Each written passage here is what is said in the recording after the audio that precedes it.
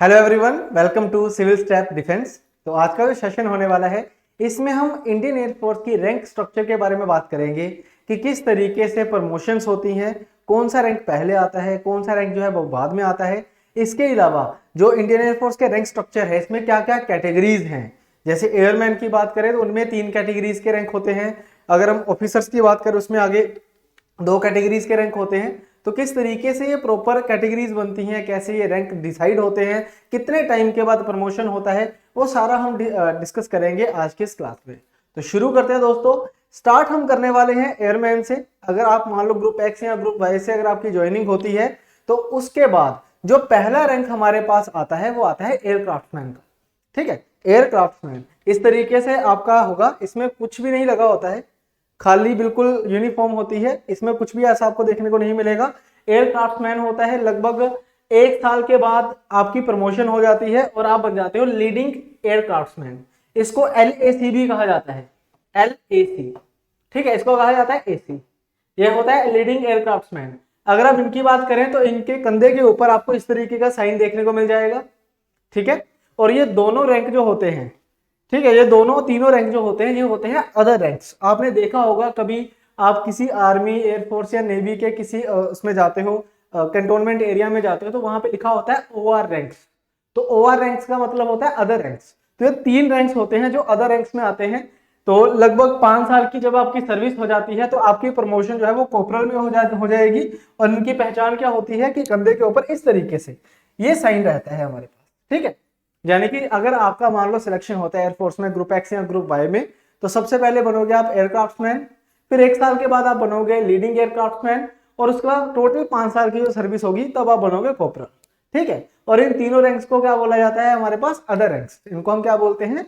Other ranks. उनके बाद अगर हम बात करें, अगर आपकी सर्विस टोटल 13 ईयर्स की हो जाएगी तो उसके बाद आप बनोगे सार्जेंट। ठीक है, नेक्स्ट जो पोस्टिंग होती है वो होती है सार्जेंट की। इस तरीके से आपका देखने को मिल जाएगा कंधे के ऊपर ऐसे 3 फितियां टाइप लगी होती हैं और इनको बोला जाता है NCO। ठीक है, ये अब अदर रैंक में नहीं आएंगे, ये NCO में आएंगे, यानी कि नॉन कमीशन्ड ऑफिसर। इनको बोला जाता है नॉन कमीशन्ड ऑफिसर। और आपकी 13 ईयर्स की सर्विस होनी चाहिए तब आपका ये प्रमोशन होगा। ठीक है, उसके बाद जो नेक्स्ट हमारे पास जो अपना आता है रैंक आता है वो आता है JWO का। JWO यानी कि junior warrant officer. Junior warrant officer, ठीक है। अब ये होते हैं जूनियर कमीशन्ड ऑफिसर, इनको JCO बोला जाता है। जैसे पहले 3 जो रैंक थे, एयरक्राफ्ट्समैन, लीडिंग एयरक्राफ्टमैन और कॉर्पोरल, तो ये तीनों रैंक थे अदर रैंक्स। उसके बाद सार्जेंट रैंक आया जो कि 30 इयर्स की सर्विस के बाद होता है, उनको बोला गया नॉन कमीशन्ड ऑफिसर, NCO बोला गया। ठीक है, और उसके बाद अगर आप सार्जेंट के बाद नेक्स्ट जो आपकी प्रमोशन होगी वो होगी JCO में, यानी कि जूनियर कमीशन्ड ऑफिसर। अब जूनियर कमीशन्ड ऑफिसर में 3 रैंक आते हैं हमारे पास। उसमें जो सबसे पहला रैंक होता है वो होता है जूनियर वारंट ऑफिसर का। कंधे के ऊपर इस तरीके से साइन रहेगा आपके पास। ठीक है, ये निशानी होती है JWO की, यानी कि जूनियर वारंट ऑफिसर की। उसके बाद जो नेक्स्ट आपकी जो प्रमोशन होगी वो होगी वारंट ऑफिसर में।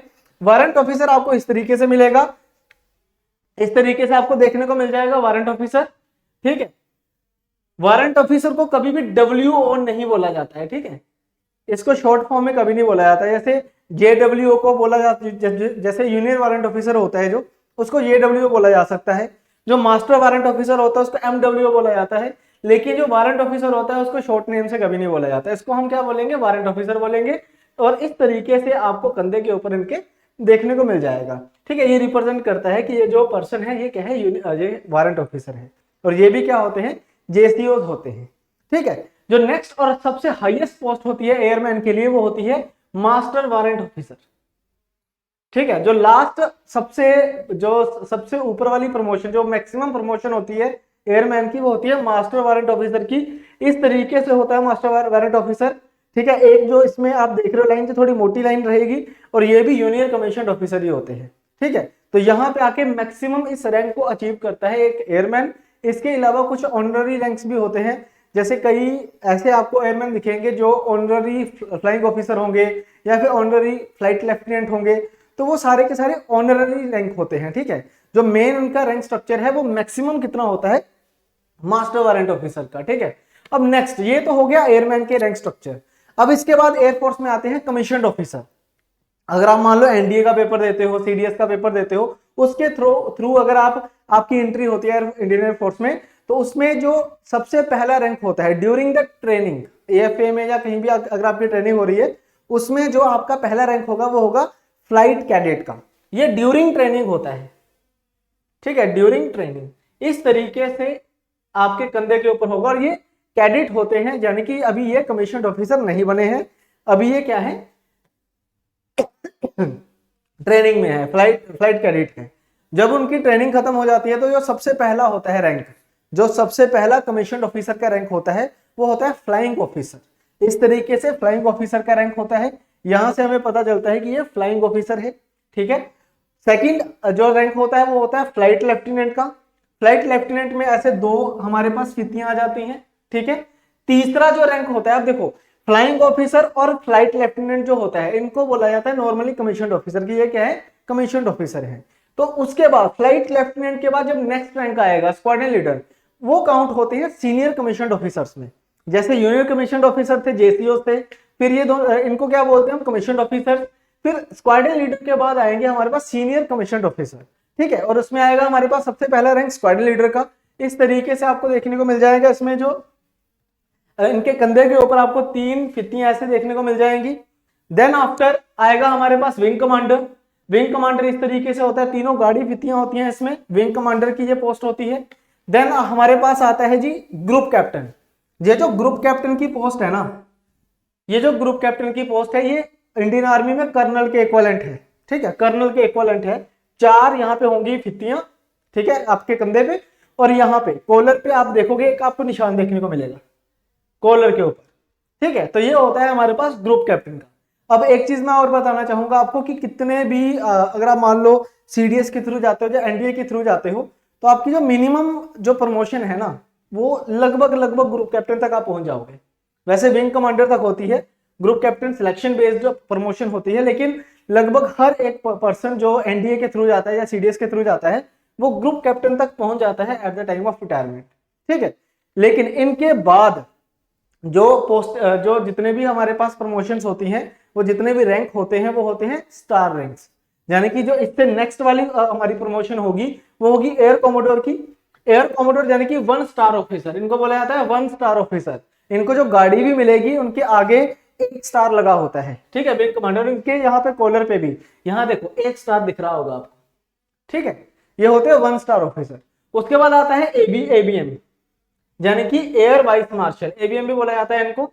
एयर वाइस मार्शल कंधे के ऊपर इस तरीके से आपको देखने को मिल जाएगा।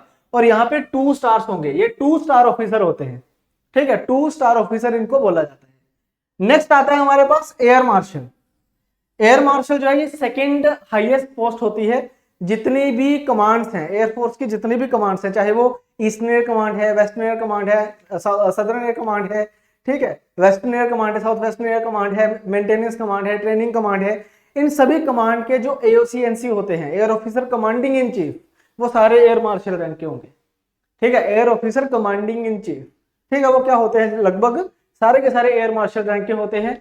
अगर हम बात करें कोई भी एक विंग होता है, जो जैसे चंडीगढ़ में 12 विंग है, उसका जो एयर ऑफिसर कमांडिंग होगा वो लगभग आपको एयर कोमोडोर रैंक का देखने को मिल जाएगा, ठीक है। इस तरीके से हर एक रैंक को एक अलग अलग, अब ये कह सकते हो कि उनको एक जिम्मेदारी दी जाती है रैंक के अकॉर्डिंगली।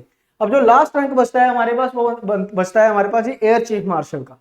अब एयर चीफ मार्शल की अगर हम बात करें तो 4 स्टार ऑफिसर होता है जी, यानी कि इनकी गाड़ी के आगे 4 स्टार लगे होंगे, 4 स्टार ऑफिसर होगा। And this is equal to the general of Indian army, admiral of Indian air force. ये सबसे हाईएस्ट रैंक होता है। और एक रैंक और होता है marshal of the Indian air force. अगर आपको इनका पता होगा, अर्जन सिंह का, ये इकलौते ऐसे पर्सन हैं जिनको ये रैंक से नवाजा गया था। ये 5 स्टार ऑफिसर है, 5 स्टार रैंक के इंडियन एयरफोर्स के इकलौते पर्सन है ये, ठीक है। तो 5 स्टार आप देख रहे होंगे, ठीक है, तो 5 स्टार है। वैसे जो लास्ट हमारे पास रैंक होता है अभी के टाइम पे अगर मैं बात करूं तो वो रहेगा हमारे पास एयर चीफ मार्शल का, इंडियन एयरफोर्स में एयर चीफ मार्शल, ठीक है। आई होप आपको सारा रैंक स्ट्रक्चर पता चल गया होगा, किस तरीके से रैंक स्ट्रक्चर होता है। इसके अलावा बच्चे यहाँ पे अगर आप देखोगे ना, आपको मैं एक चीज दिखाना चाहूंगा। और अगर हम यहाँ पे देखें तो इन ऑफिसर के यहाँ पे देखो कुछ अलग तरीके से निशान है, यहाँ पे कुछ अलग तरीके से निशान है, ठीक है। और भी अगर आप देखोगे कईयों पे नहीं भी होता है ना। तो इनमें क्या डिफरेंस होता है, ये कब कब मिलते हैं, किस केस में मिलते हैं, अगर इसके लिए भी अगर आप जानना चाहते हो तो कमेंट सेक्शन जरूर करें। आपके कमेंट्स देखूंगा, अगर उनमें आपका कमेंट्स होंगे तो मैं आपको ये भी बताऊंगा कि कब ये साइन आता है यहाँ पे, कब ये आता है, ठीक है, और इनका क्या मतलब है, ठीक है, यहाँ पे इसका क्या मतलब है, इसका क्या मतलब है, और भी बहुत सारे साइंस होते हैं, उन सबका मीनिंग हम डिस्कस करेंगे अगली क्लासेस में। तो आई होप ये क्लास आपको समझ आई होगी, सारी रैंक स्ट्रक्चर आपको पता चल गई होगी, सारे के सारे रैंक्स आपको पता चले होंगे। इसी तरीके की और इंफॉर्मेटिव वीडियोस देखने के लिए आप हमारे यूट्यूब चैनल को सब्सक्राइब कर सकते हैं। प्लस हमने एक फ्री गाइडेंस प्रोग्राम चलाया है हमारे यूट्यूब चैनल के माध्यम से, जिसमें हम आपको पर्सनल गाइडेंस देंगे 1-on-1 लाइव, ठीक है। हमारे जो एक्सपर्ट्स हैं वो आपको एसएसबी के लिए लाइव गाइडेंस देंगे बिल्कुल फ्री ऑफ कॉस्ट। तो उसको एनरोल करने के लिए उसमें आप हमारे मोबाइल नंबर पे कांटेक्ट कर सकते हैं, नंबर आपको डिस्क्रिप्शन में देखने को मिल जाएगा। बाकी अब हम नेक्स्ट क्लास में मिलेंगे, तब तक के लिए thank you very much, bye bye.